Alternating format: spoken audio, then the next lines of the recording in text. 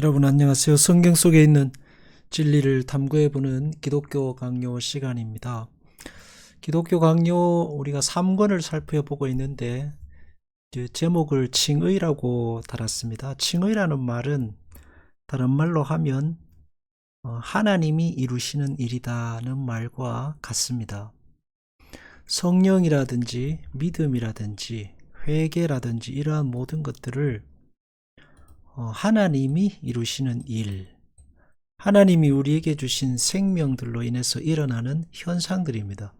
근데 그것을 이제 로만 가톨릭은 인간의 일로 바꾸려 했습니다. 고해성사나 면죄부나 연옥이나 또 신앙의 보상으로서의 영생이나 인간의 힘으로 인간의 것으로 바꾸려 했는데 그 이유는 뭐냐 하면 그래야 교회가 힘을 가질 수 있기 때문입니다. 구원이 하나님의 것이라고 하면 사람은 더 이상 거기에서 힘을 쓸 수가 없고 교회도 힘이 없습니다. 그것을 우리의 것, 인간의 것으로 움켜잡아야 거기서 힘이 생깁니다. 근데 힘을 그렇게 해서 이제 중세시대에 가톨릭 교회가 힘을 갖다 보니까 그들의 바람은 좋은 교회, 성경적인 어떤 신앙을 이루고자 하는 것이었지만 결과적으로 반대로 가게 되었습니다. 성경적으로 가자고 해서 사람의 것으로 움켜잡고 힘을 썼는데 결과는 그 반대가 된 것입니다. 그래서 이제 종교개혁이 일어나죠. 다시 신앙으로 돌아가자. 신앙과 믿음의 세계는 인간의 것이 아니라 하나님의 것이다 라고 한 것이 이제 기독교 강요입니다. 17장까지 보고 이제 오늘부터 18장입니다. 보상에서 행위를 추론하는 것은 잘못이다. 성경에서 순종하면 하나님이 복을 주시고 순종의 결과로 이런저런 일을 행하셨는데 그렇다고 해서 행위에 대한 보상으로 하나님이 그것을 주셨다는 것은 잘못이란 얘기입니다. 인간에게 주어지는 그 어떤 것도 보상으로 주어지지 않습니다. 다른 말로 하면 하나님이 우리에게 주시는 모든 것들은 인과응보가 아니라 하나님이 우리에게 은혜로 주시는 것이다 라는 이야기입니다. 대표적인 것이 구원이고 믿음이고 영생입니다.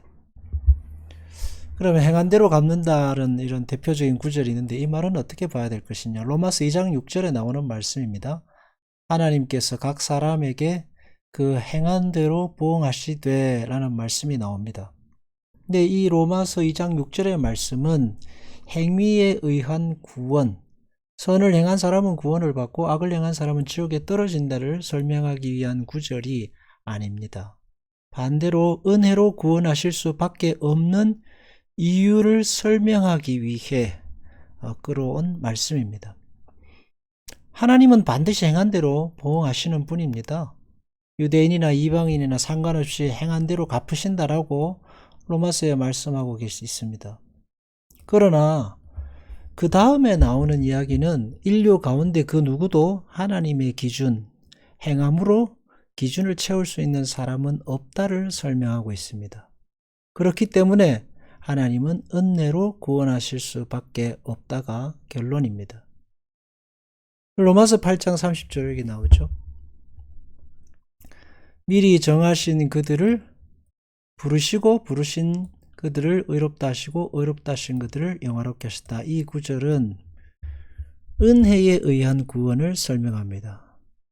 행함으로가 아니라 정하신 그들을 부르셨고 부르신 그들을 의롭다 하셨습니다. 하나님이 은혜로 택하신 자들을 부르시고 의롭다 하시고 영화롭게 하셔서 구원을 완성하신다 하는 결론으로 갑니다. 행위는 무엇입니까? 행위는 부르셔서 의롭게 된 신자가 영화에 이르기까지 그 영화를 이루는 은혜의 방편입니다. 그래서 성경에서 행위는 보상의 근거나 구원의 근거가 아닙니다. 성경에서 말하는 행위의 자리는 하나님의 구원을 하나님이 우리에게 주신 그 하나님의 자녀로서의 자리, 구원을 이루어가는, 구원이 인간에게 어떻게 뭐랄까요, 설명되지고 인간이 구원을 깨달아가고 인간이 하나님을 알아가게 되는 그 과정 속에 있는 것이 행함입니다. 은혜로 주어진 구원의 프로세스가 우리에게 적용되어지고 사라지는 게 행위입니다. 은혜 안에 담겨져 있는 구원의 완성, 모자라는 것을 완성한다는 의미가 결코 아닙니다. 하나님 완전한 것을 주셨는데 우리 편에서 볼 때에 영화, 구원을 이루고 거룩하여 하나님을 닮아가는, 하나님을 알아가는 그 과정이 행위를 통해서 이루어집니다. 그래서 신자는 은혜로 구원받아 은혜로 살아가지만 행위를 통해서 그 은혜를 은혜로 누리고 은혜로 고백하고 은혜로 증명하게 됩니다. 하나님의 말씀대로 살아보면 뭘 할 수 있게 되느냐 하면, 그래서 하나님이 내게 주신 그 모든 것들이 은혜라는 것을 알게 됩니다.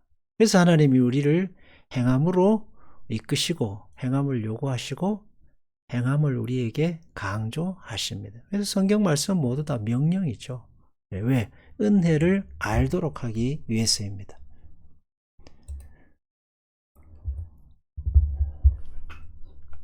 신자들이 복음에 대한 지식과 성령의 조명으로 그리스도의 교제에 참여하게 되면, 구원을 받게 되면 신자에게는 영원한 생명이 이제 시작됩니다. 씨앗이 우리에게 뿌려집니다. 하나님이 그 구원의 씨앗을 우리 안에서 시작하셨습니다. 뿌리셔서 이제 농부의 일을 시작하시는데, 누가? 주 예수님의 날까지 그 농부의 일을 끝까지 행하시는 분이 하나님이시다. 이게 하나님이 완성하십니다. 완성되는 것은 의와 거룩함에 있어서 하늘 아버지와 같이 되며 참으로 자녀답게 되는 때이다 해서, 하나님이 그러면 우리 안에서 일하시는 일은 뭔가? 하나님이 농부로서 우리 안에 하시는 일은 뭔가? 우리로 하여금 행하게 하셔서 하나님 아버지와 같이 되며, 영화죠, 자녀답게 되는 때, 그거를 위해서 하나님이 우리 안에 일하십니다. 하나님은 그 일을 위해서 끊임없이 자기 백성을 몰아가십니다. 하지 않으면 안 되는 곳으로 몰아가십니다. 행하지 않으면 안 되는 곳으로 가게 하십니다. 그래서 결국은 그 말씀을 따라 살도록 하십니다. 그러나 그것이 우리의 보기에는 우리의 힘으로 행하는 것처럼 보이게 되죠. 행할 수밖에 없는, 그래서 우리의 의지가 거기로 가게 하셔서 그것을 행하게, 우리가 하는 것처럼 보이지만 결국은 하나님께서 행하지 않으면 안 되게 하신 것입니다. 여기가 이제 우리 행함의 자리고,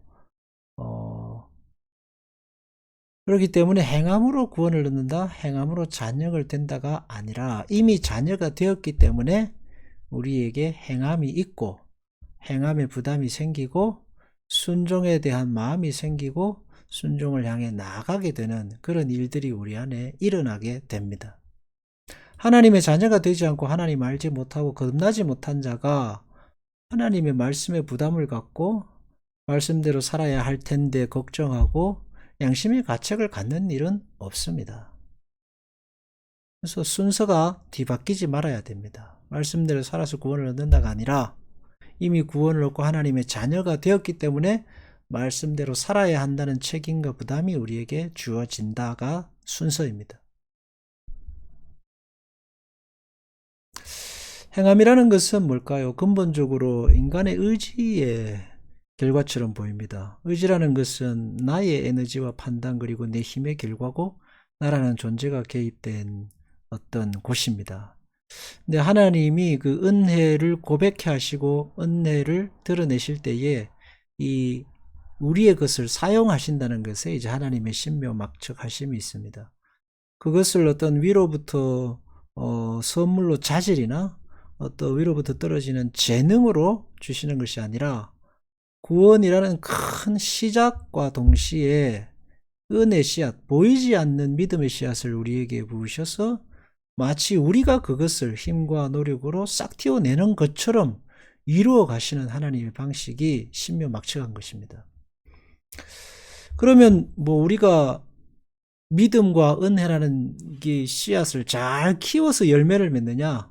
아닙니다. 반대죠. 모진 풍파를 만나 실패하고 넘어지며 좌절하고 절망합니다.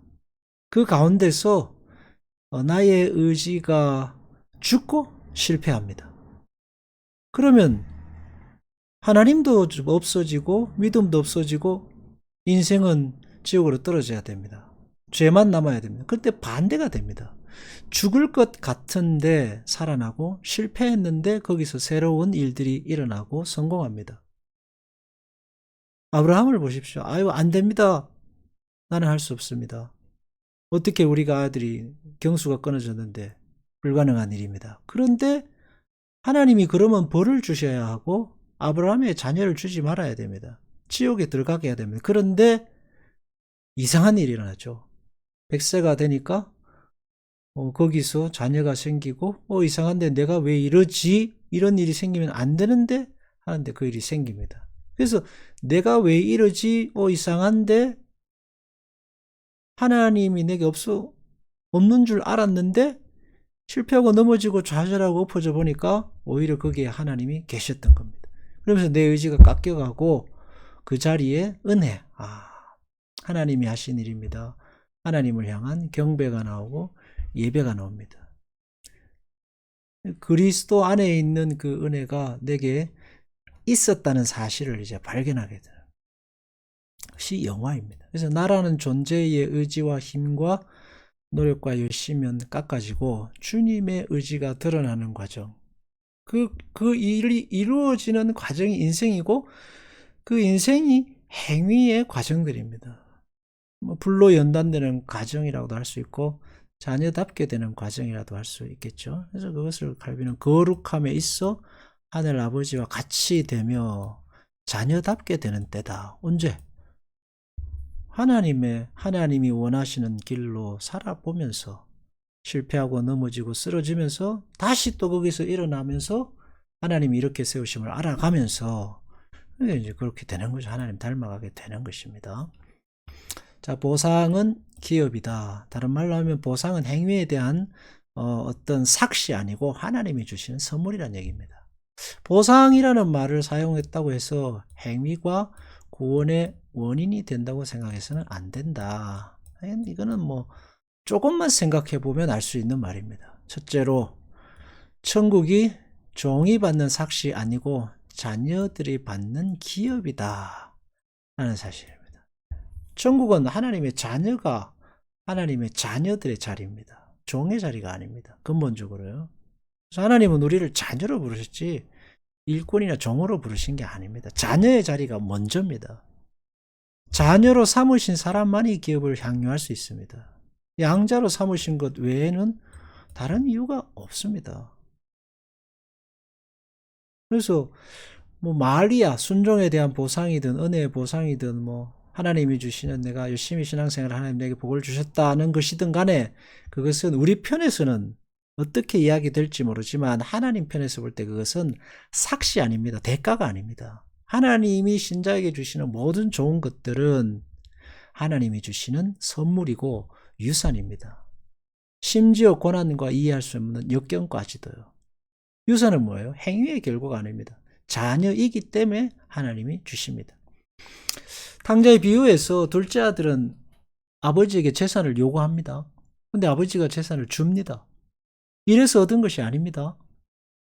아들이기 때문에 아버지께서 거저 주셨습니다. 그 유산이죠. 아들은 그걸 가지고 나가서 성공하지 않고 그냥 허랑방탕하게 탕진했습니다. 다 잃어버렸습니다. 근데 염치 없이 아들은 또 빈손으로 돌아옵니다. 근데 아버지가 아들을 받아들입니다. 그리고 잔치합니다. 그 관계가 뭐냐? 행위에 의해 맺어진 관계가 아니라 숙명적으로 주어진 아버지와 아들의 관계라는 것을 이야기하고 있습니다. 그게 은혜입니다. 거듭남, 구원, 의롭게 됨이라는 것이 거기에 어떤 행위가 자리하지 않습니다. 은혜입니다. 숙명적으로 주어진 은혜. 이것을 좀 더 확대해 보면 십계명을 비롯한 그 계명과 율법에 대한 순종할 때 주시는 하나님의 모든 보상도 하나님이 주시는 자녀에게 주시는 선물이지 삭시 아니라는 것을 알 수 있습니다.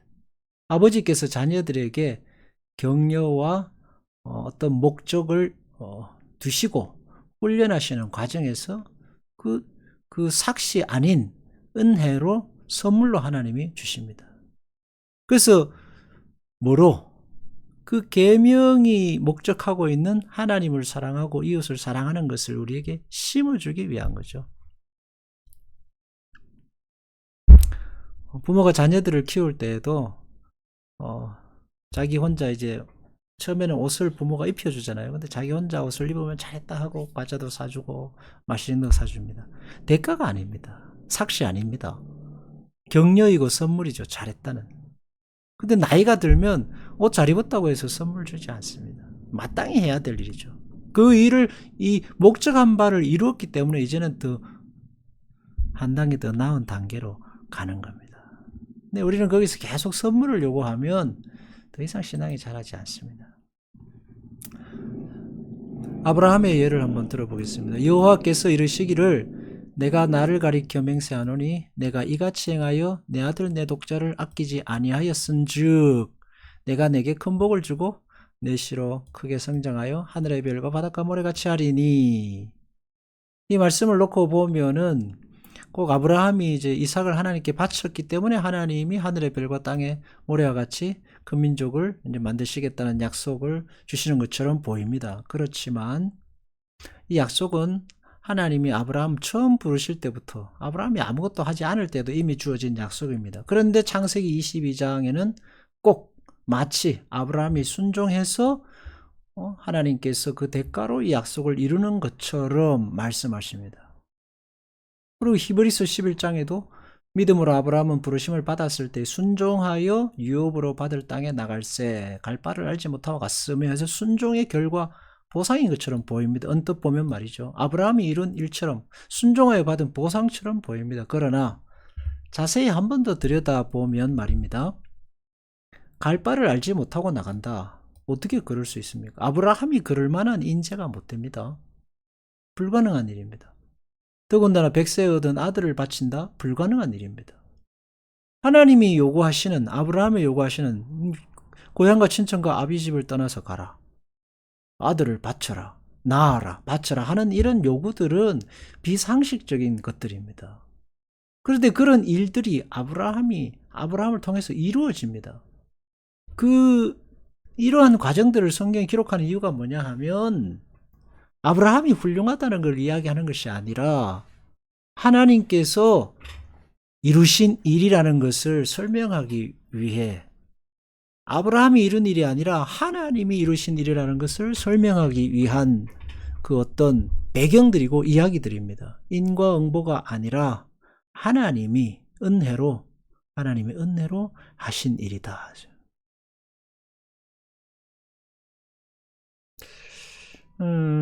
왜냐하면 아브라함이 아들을 바치는 사건은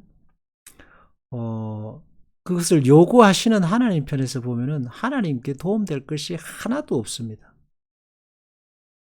하나님이 네 아들을 바쳐라 하시는 순간 하나님은 아브라함이 그것을 실패하든지 성공하든지 간에 하나님께 손해뿐입니다. 안 그렇습니까?